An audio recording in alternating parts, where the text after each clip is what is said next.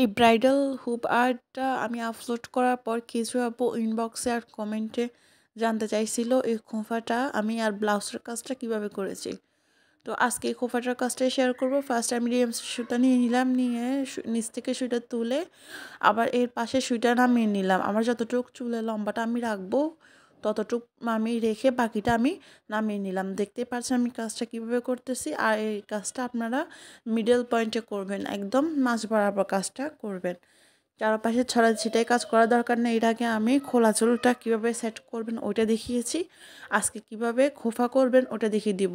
তো উপরে যেটা দেখতে পাচ্ছেন ফুলা অংশটা, এটা আমি শিমুল তুলা বা যে কোনো নরম কিছু আপনারা অল্প একটু ভিতরে দিয়ে আমি উপর দিয়ে সুতা দিয়ে এটা কাভার করে ফেলছি, যাতে খোপাটা যে যখন উঁচু হবে তাহলে ওই অংশটুকু যাতে নিচু না থাকে বা একটু সুন্দর লাগে দেখতে, ওইটার জন্য আমি কাজটা করলাম। তো এখানে আমি কয়েকবার দেখলেন রিপিট করে কাজটা করলাম। এখানে বেশি দরকার নাই, আমি অল্প অল্পই করে করেছি। এরপর ভালো করে একটা চিকন তাতে চিরুনি বা ব্রাশ দিয়ে আপনারা কাজটাকে একদম সুতাগুলোকে একটু একটু করে খুলে নেবেন। তো আমি এটাকে আঁচড়ানোর পর দেখতেই পাচ্ছেন আমি কীভাবে খোপাটা করলাম, কিন্তু এটা এভাবে থাকবে না। এটা আমি এবার সুতা দিয়ে সিকিউর করে নিব। জাস্ট আমি আপনাদেরকে দেখিয়ে দিলাম কাজটা কীভাবে করবেন। এখানে আপনারা বেনিও করতে পারেন, বেনিটা করে তারপর এইভাবে বেনিটাকে ঘুরিয়ে ঘুরিয়ে খোপাটা করতে পারেন, তাহলে আরও বেশি সুন্দর লাগবে।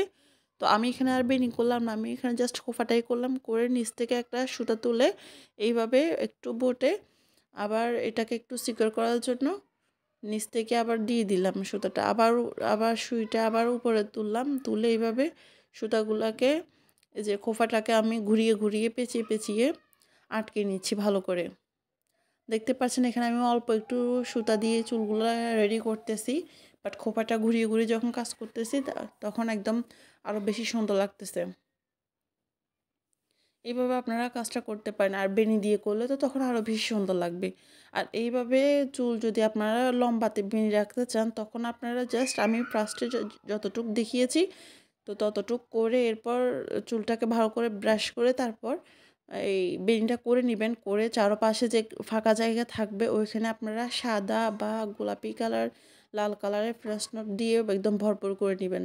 তাহলে মনে হবে যে বেনিটা করে গাজরা বা কোনো ফুল দিয়েছে চারপাশে, তাহলে আরও বেশি সুন্দর লাগবে। যদি চুলগুলো আপনারা বেনি টাইপের রেখে লম্বাতে রাখতে চান খোপা না করে, তো ওইগুলো আমি দেখিয়ে দিব আস্তে আস্তে। আজকে খোপাটা দেখাচ্ছি।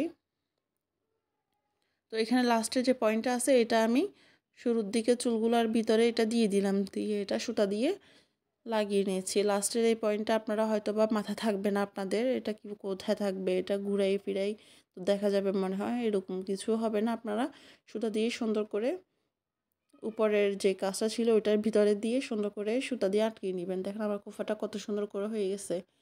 এরপর আমি এখানে কিছু ফ্রেঞ্চ নট দিব। এই যে মাঝখানে যে ফুলা অংশটার চারপাশে ঘুরিয়ে ঘুরিয়ে ঘুরিয়ে আমি এখানে কিছু গোলাপি কালার, রানী গোলাপি কালার সুতা দিয়ে কিছু ফ্রেঞ্চ নট দিব। এই ক্ষেত্রে আপনারা এখানে সাদা ফ্রেঞ্চ নটও দিতে পারেন, তাহলে এই কাজটার মতন অনেক বেশি সুন্দর লাগবে। তো আমি ব্লাউজের কাজটাও আস্তে আস্তে শেয়ার করব। আপনারা যারা এইসব কাজ পারেন না বা শিখতে যাচ্ছেন নতুন বিগিনার, তাদের জন্য আশা করি অনেক হেল্পফুল হবে। আমি আস্তে আস্তে সব কিছুই শেয়ার করবো ইনশাল্লাহ। তো কেমন হয়েছে বলবেন।